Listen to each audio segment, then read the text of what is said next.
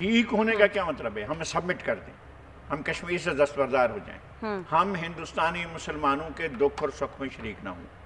ठीक होने का मतलब यह है कि हमारा अपना कोई मफाद नहीं है। ठीक होने का मतलब है हम प्यासे मर जाएं। ठीक होने का मतलब यह है कि हमारे दरियाओं के ऊपर रुकावटें डाले इंडिया और हमें मुश्किलात का शिकार करे। ठीक होने की तो ये शराइत हैं। क्या ये शराइत हम मंजूर कर सकते हैं? क्या हम कश्मीर का सौदा कर सकते हैं? नमस्कार दोस्तों, आपका स्वागत है नया भारत के एक और वीडियो में। आज पाकिस्तानी मीडिया ये बात कर रहा है कि अगर भारत से रिश्ते ठीक करने हैं तो वो सिर्फ़ और सिर्फ भारत के शर्तों पे ही होगा, और अगर ऐसा नहीं होता है तो फिर रिश्ते यूं ही बिगड़ते रहेंगे। और अगर भारत के शर्तों पे होता है तो इसका मतलब ये है कि पाकिस्तान को अपना क्लेम कश्मीर से हटाना पड़ेगा। उनके जो दरिया का जो पानी है वो भी भारत से ही निकलता है, तो उस पर भी उनका क्लेम कम हो जाएगा। और इन्हीं तरीके के FATF और इन्हीं सबों में भारत फंसाता जाएगा। तो खैर, इन सब विषयों पर चर्चा करेंगे वीडियो के आखिर में। आप पहले वीडियो देख लें और सब्सक्राइब करना ना भूलें। तब तक के लिए जय हिंद। लगाई साहब, बहुत सारे लोग कल से ये बातें भी कर रहे हैं कि जब तक पाकिस्तान के साथ ठीक नहीं हो जाते तब तक शायद पाकिस्तान FATF की ग्रे लिस्ट में ही रहेगा। ऐसी भी कोई बात है? ठीक होने का क्या मतलब है? हम सबमिट कर दें, हम कश्मीर से दस्तबरदार हो जाएं, हम हिंदुस्तानी मुसलमानों के दुख और सुख में शरीक ना हों। ठीक होने का मतलब यह है कि हमारा अपना कोई मफाद नहीं है। ठीक होने का मतलब है हम प्यासे मर जाएं। ठीक होने का मतलब यह है कि हमारे दरियाओं के ऊपर रुकावटें डाले इंडिया और हमें मुश्किलात का शिकार करे। ठीक होने की तो ये शराइत हैं। क्या ये शराइत हम मंजूर कर सकते हैं? क्या हम कश्मीर का सौदा कर सकते हैं? अगर हमारी हुकूमतों में इतनी जुर्रत है तो कर लें। वो ऐसा कर सकती हैं तो वो कर लें ऐसा। मैं ये समझता हूं कि आप जितना भी पसपा होते चले जाएंगे वो आपको और ज्यादा पसपा करते चले जाएंगे। आपने डिक्टेशन एक दफा अगर ले ली है तो फिर पै दर पै आपके ऊपर फरमान जारी होते रहेंगे। ये कीजिए, वो कीजिए, उठ जाइए, बैठ जाइए, सो जाइए, लेट जाइए, आप मर जाइए, और यहां तक भी फरमाइश होंगी। नहीं, फिर अपने आप को गुम भी खुद ही कीजिए भाई। वो तो हमने 60-70 हजार कुर्बानियां दी, वो कहां गई? हमारे लोग मरे, वो कहां गए? दहशतगर्दी हो रही थी, धमाके हो रहे थे भाई, हमारे ग्रेजन पर हो रहे थे, छावनियों पर हो रहे थे, GHQ पर हो रहे थे। हमने जंग लड़ी है उनके साथ, हमने दहशतगर्दी के साथ जंग लड़ी। हमारे हजारों लोग जो है वो जान से गए। और हमसे बार बार ये कहा जाता है कि जनाब आपने तो वो हमारी वो फुला फरमाइश तो पूरी की ही नहीं है। हर बार एक नई फरमाइश आ जाती है, और आप जिनको बचाना चाहते हैं उनको बचाते हैं, और जिनको नहीं बचाना चाहते हैं उनको नहीं बचाते हैं। और आप हमारे ऊपर नया एजेंडा मुसलत करने की कोशिश करते हैं। और उस नए एजेंडे का क्या मकसद होता है कि हम सब घुटने टेक दें और इंडिया से ये कह दें, माई बाप तू हमारा बड़ा है, इस रीजन के अंदर तेरे जैसा कोई भी नहीं है। ये जो वज़ीर आज़म ने बात की थी मुझे वो भी अच्छी नहीं लगी थी कि अगर ये हल हो जाता है तो फिर जो है मसला ही नहीं है, फिर तो हमें एटम बम की जरूरत नहीं है। तो आपका एटम बम जो है वो फुला वजह से था भाई। डिटरेंट तो आपका डिटरेंट है ना। आपका डिफेंस डिटरेंट तो इसलिए होता है ना कि उसके पास जो है वो लाठी है, मेरे पास भी लाठी है। वो लाठी मारेगा, मैं भी लाठी मारूंगा। उसके पास गोली है, मेरे पास भी गोली है। वो गोली मारेगा, मैं भी गोली मारूंगा। उसके पास बंदूक है, मेरे पास बंदूक है। वो बंदूक मारेगा, मैं बंदूक मारूंगा। उसके पास कलाशनकोव है, वो कलाशनकोव मारेगा, मैं कलाशनकोव से भाई। उसके पास एटम बम है, हम क्या करें? वो हमारी यहाँ बैठा हुआ है, हमारे पानी के रिसोर्स पर कब्जा करके बैठा है, हमारे कश्मीर पर कब्जा करके बैठा है। और हम कहेंगे ना जनाब, ओहो हमने तो ताल्लुकात बेहतर बनाने हैं, हमने माजी पर मिट्टी डाल देनी है। डाल दें आप, लेकिन पहले ये तय करें। 2 कमेटियां थी, मैं आपको बताता हूं। एक जमाने में जब अमन की आशा की बड़ी वो चल रही थी, एक कमेटी का चेयरमैन मैं था और एक और साहब थे। तो मैंने कहा था यार हम कम से कम आइडेंटिफाई तो कर देना कि हमारे ये इश्यूज हैं इंडिया के साथ जिनको हल होना है, और जिसके लिए दोनों हुकूमतों ने सीरियस कोशिशें करनी है।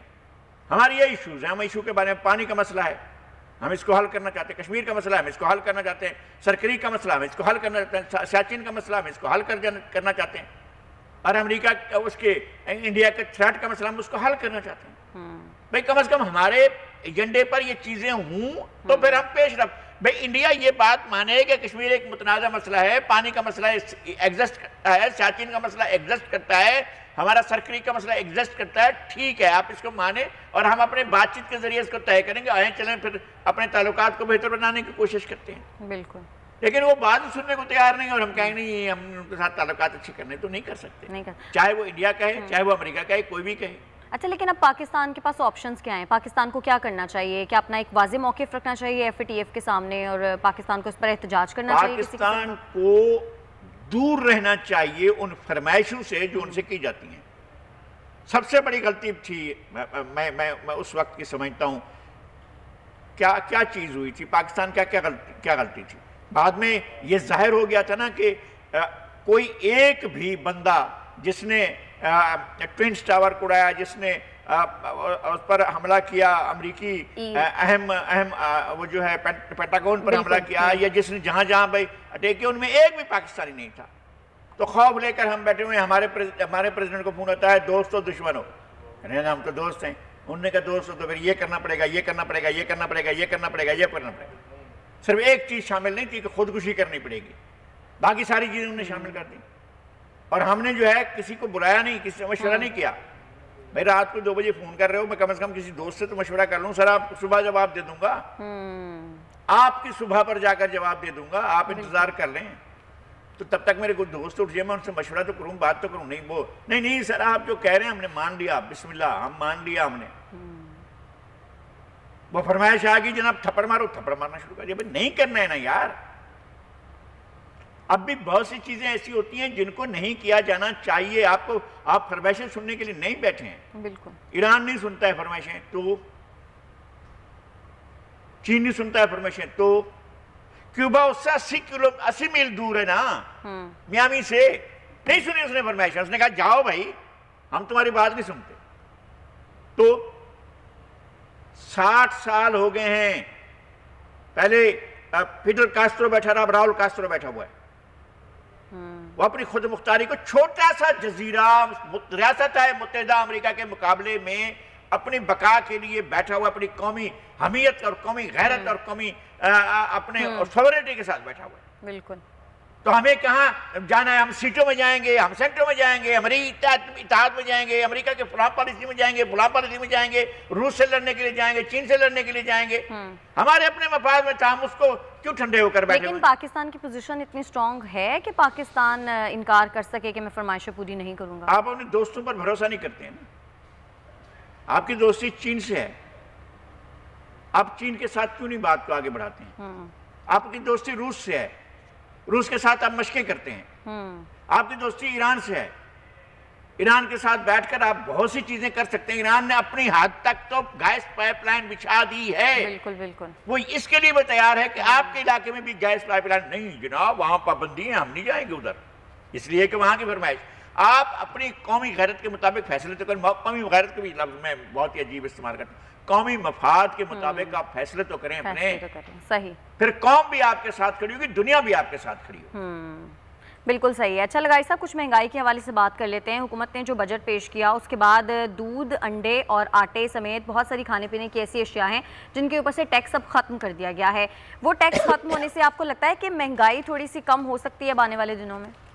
हम भी यहाँ आए, हुकूमत भी यहाँ आए, अपोजिशन भी यहाँ आए, लोग भी यहाँ आए, जिनने खरीदना है वो भी यहाँ आए, जिनने बेचना है वो भी यहाँ आए। अगले 2 दिन की बात है तो नई से पूछा बाल कितने हैं? उसने कहा कैंची मेरे हाथ में, अभी पता चलता है कितने बाल हैं। अच्छा। तो सारी चीजें जो है वो तभी पता चल जाएंगी कि क्या चीज सस्ती हुई है, कितनी मिल रही है, कैसे सरकार ने किया है इनायत, और कैसे जो है वो आटे क्या आपने लगाया था, बड़ी मेहरबानी की, इसलिए कि हमने तो उस पर लगातार प्रोग्राम किए। बोर्ड ने फ्लोर मिल्स का इशू उठाया, फ्लोर मिल्स के लोगों को हमने ऑन पेज लिया, उनके साथ हमने प्रोग्राम्स किए। और हम समझते थे कि ज्यादती है। पाकिस्तान के आम आदमी के लिए आटा खरीदने के लिए अगर एकदम आप 5 रुपए बढ़ा देते हैं, उसकी आटा तो हर शख्स ने खाना है ना यार, सही है। तो अगर उसको बढ़ा देते हैं लोग क्या करेंगे? लोगों की तनख्वाहें कम हैं, लोगों की उजरतें कम हैं, लोगों के रोजगार कम हो गए हैं, लोग बेरोजगार होते जा रहे हैं। और आपने अभी क्या किया है? आपने आपकी इंडस्ट्री ने बड़े ऑर्डर ले लिए कि भी अच्छे एक इंडस्ट्री दोस्त हुकूमत आ गई है। आपने गैस ही बंद कर दी। आपने उधर गैस खरीदने के लिए माहौल ही नहीं बनाया। आपके यहाँ जेटी जहाँ पर से आपके जहाज लंगर अंदाज होना था, जहाँ से आपको गैस लेनी थी, वो ही बंद कर दिए, उसकी मेंटेनेंस नहीं हुई। आप करते क्या हैं भाई?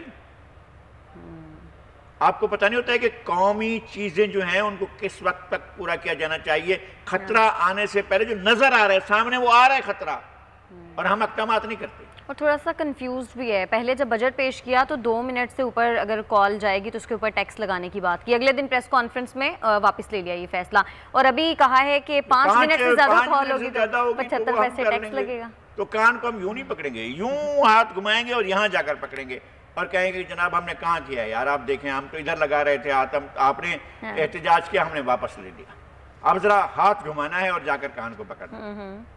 तो ये सूरत हाल होगी। सही, लेकिन 8000 की बजाय अब जो 1000 सीसी की गाड़ियां हैं, सीसी तक की जो गाड़ियां हैं, उनके ऊपर भी टैक्स कम कर दिया है, तो क्या अभी इससे लोग गाड़ियां ज्यादा ले सकेंगे? बड़ी मेहरबानी। सही। मेरे खालाजाद भाई ने कार लेनी है, बेचारे ने, उसके जो है आमदनी जो है वो 15,000 रुपये है, अब उसको कार भी मिल जाएगी। तो सुना आपने दोस्तों किस प्रकार से पाकिस्तान में भ्रम फैलाया जाता है, झूठ फैलाया जाता है और लोगों को बताया जाता है कि भारत सब कुछ बर्बाद कर देगा पाकिस्तान का, जबकि सच्चाई ये है कि भारत को कोई इंटरेस्ट ही नहीं है फ़िलहाल।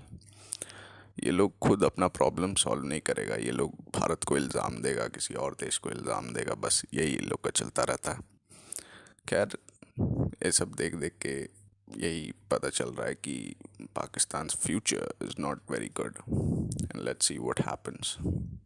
टिल देन मैं अपने दर्शकों को यही कहूँगा कि मेरा चैनल सब्सक्राइब करें, पसंद आया तो लाइक करें, इससे हमारा चैनल ग्रो होगा और मैं आपके लिए और भी ऐसे वीडियोस लाता रहूँगा।